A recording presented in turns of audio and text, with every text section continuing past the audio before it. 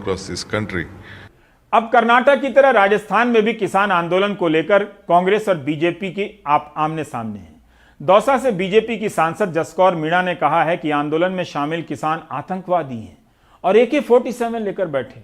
कांग्रेस ने इनके बयान को ट्वीट किया है और इसे समाचार एजेंसी PTI ने भी खबर के रूप में जारी किया है। अभी कृषि कानून का ही देख लीजिए कि आतंकवादी बैठे हुए हैं और आतंकवादियों ने AK-47 लिखी हुई है, खालिस्तान का झंडा लगाया हुआ है। ऐसी परिस्थिति में अपन कैसे सोचें कि इस देश की कितनी रुकावटें हैं। राजस्थान बीजेपी के प्रवक्ता रामलाल शर्मा ने खंडन नहीं किया, सफाई दी। कहा कि सांसद की भावना गलत नहीं थी। वो कहना चाहती हैं कि जिस तरह से झंडे और स्लोगन का इस्तेमाल हो रहा है वो गलत है, लेकिन मीणा जी तो AK-47 की बात कर रही हैं। क्या ये भी भावना से कह रही हैं? कांग्रेस ने बीजेपी सांसद के इस बयान की आलोचना की है। जसकौर मीणा ही नहीं, उन सभी को यहां आना चाहिए जिन्हें लगता है कि किसान आंदोलन के बीच आतंकवादी घूम रहे हैं। यहां दिन रात पुलिस का पहरा है, पुलिस के अधिकारी बातचीत के लिए आते हैं। कहां से इन्हें आतंकवादी घूमते दिख जाते हैं? ऐसा कहना तो भारत की सुरक्षा एजेंसियों और गृह मंत्रालय की क्षमता पर भी सवाल उठाना है कि ऐसे खुलेआम AK-47 लेकर धरने पर लोग बैठे हैं और कोई कुछ नहीं कर पा रहा है। लंगर का खाना ही खा लीजिए, बैठकर खा लीजिए और खाते खाते झांक कर चौकी के नीचे, बोरे के पीछे, ट्रॉली के नीचे देख लीजिए, आटे में भी देख लीजिए, कुछ है तो नहीं। किसान आंदोलन के 2 महीने हो गए, फिर भी कई नेताओं का आतंकवादी कहना रुका नहीं। हर आंदोलन में आप देखेंगे कि कुछ ना कुछ नया जुड़ रहा है। 17 सितंबर को बेरोजगारी के मसले पर नौजवानों ने प्रधानमंत्री के YouTube वीडियो को डिसलाइक करना शुरू किया, मन की बात के वीडियो को डिसलाइक करना शुरू कर दिया। तो इस तरह से प्रधानमंत्री के विरोध का मतलब सोशल मीडिया पर उनके कार्यक्रमों का विरोध भी हो गया है डिसलाइक के जरिए। दिल्ली के बॉर्डर पर बैठे प्रदर्शनकारी किसानों ने मन की बात के जवाब में 10,000 से अधिक पोस्ट कार्ड लिखे हैं। लक्ष्य है कि 50,000 पोस्ट कार्ड पर किसान अपने मन की बात लिखें और प्रधानमंत्री को भेजें। इस अभियान का नाम है भारत के मन की बात सुनो, किसानों के मन की बात सुनो। अलग अलग किसानों ने अपने मन की बात लिखी है। हमारी आवाज एक ग्रुप है, उसने यह अभियान शुरू किया है। गांव और जिलों से पोस्ट कार्ड प्रधानमंत्री को भेजे जा रहे हैं। किसान जिस भी भाषा में अपनी बात कहना चाहते हैं वो इस्तेमाल कर सकते हैं।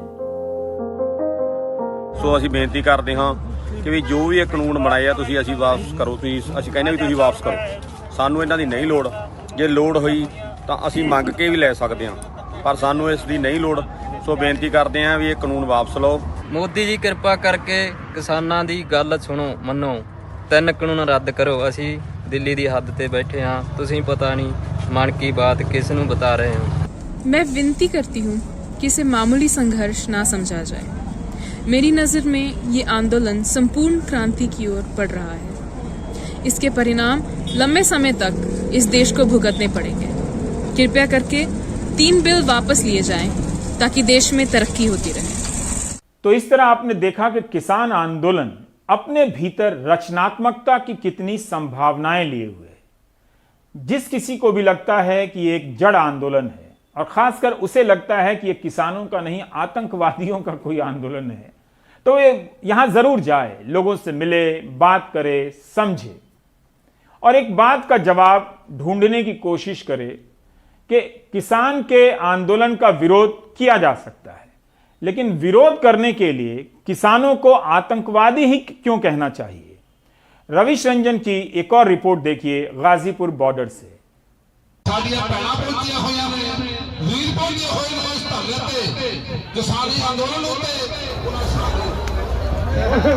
लंगरों पे जा रहा है। 2 महीने से रखा है, वहाँ यूज हो जाएगा कहीं, यहाँ यूज नहीं हो रहा। किसान नेता देवेंद्र तेवतिया गाजीपुर बॉर्डर पर ट्रैक्टर ट्रालियों में भरा अनाज दिखा रहे हैं। इसमें भी है। ट्रालियां ही नहीं, सड़क पर बने किसानों के अनाज के स्टोर में गांव-गांव से आई इस तरह के अनाज के कट्टे किसान लगातार भेज रहे हैं। दूरदराज गांव से अब बड़ी तादाद में अनाज आने से खराब होने की आशंका बढ़ गई है। इसी के चलते अनाज अब ट्रकों में भरकर दूसरी जगह पहुंचाया जा रहा है। 2 महीने से ज़्यादा हो गए। ये खराब हो रहा है और तो अब ये क्या करेंगे आप लोग इसका? इसे भेज रहे हैं और जगह जहाँ यूज हो सके भंडारों पे। कितना अभी तक चला गया होगा? 170 कट्टा चला गया। यही है सिलेंडर। यूपी का माल है सब। अच्छा। सहारनपुर, मुजफ्फरनगर, बागपत, शामली, मेरठ, गाजियाबाद। तो अब तक कितना आ गया होगा? सब किसान माल लेके आए ये। तो ये कितना अब तक आ गया होगा? ये आपके सामने आता जाता लगता जाता, अब तो सप्लाई खाने पीने में सब जा रहा है। गांव पखरपुर जिला बागपत से खीर आई है, सभी किसान भाई ग्रहण करें। उत्तर प्रदेश के आसपास के जिलों से तैयार खाना भी ट्रैक्टर ट्रालियों में आ रहा है, इसीलिए ये राशन बच रहा है।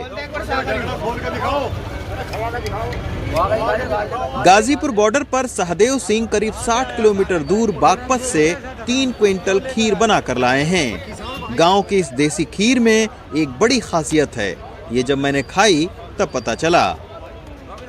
किसान आंदोलन में किसान सिर्फ राशन या खुद पहुंचकर ही किसान आंदोलन को मजबूत नहीं कर रहे हैं, बल्कि ये आप देखिए कि मेरे हाथ में खीर है, ये बागपत की देसी बनी हुई खीर है।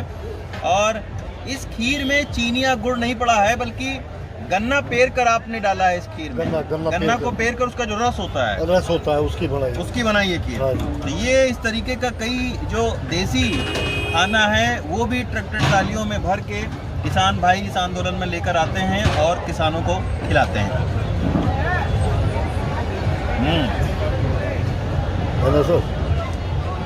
हमने सोचा मगर जहाँ इतने मील में पड़े ले 2-4 कुंटल को और भाई को ले रसीद की खीर बनवा के पूछवा दे।